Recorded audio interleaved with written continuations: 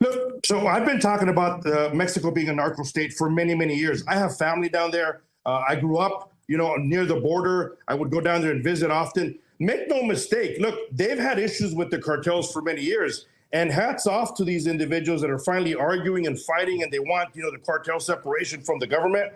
But Eric, let's not forget, they have left ideology themselves. They're just upset that the current left ideology is lined up with the cartels. And this is the same type of individuals that we've seen come into the United States that are protesting against immigration and protesting against Border Patrol. So I admire that they're doing it. Look, they're trying to liberate their country, and that's fine.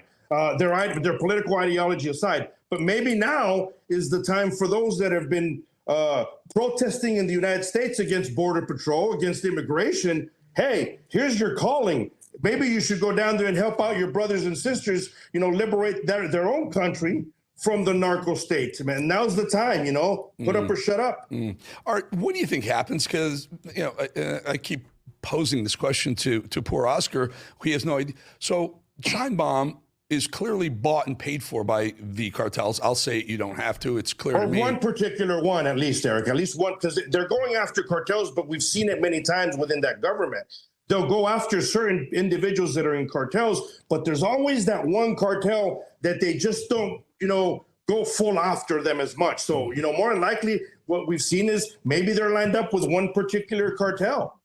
So what happens? So there's still, Oscar brings us bodies, beheaded bodies in cars, bodies in refrigerators that are dumped on the side of the road. We're seeing mass graves. Don't the people eventually say, no, you got to stop? We're not a narco-terrorist state. I think it wasn't Trump. There's some high-ranking official just called the whole country a narco state. I mean, how are they going to fix that?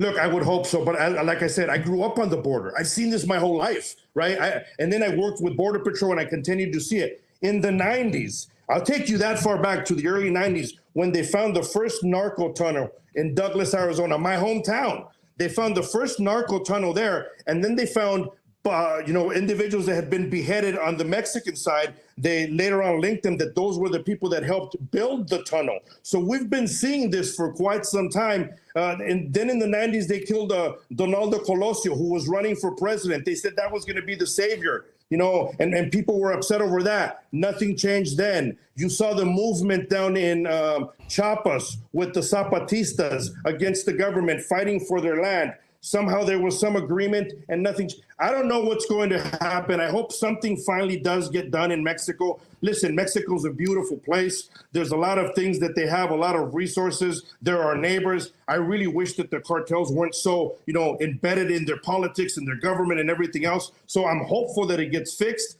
However, I've seen this movie before, and it doesn't play out too well.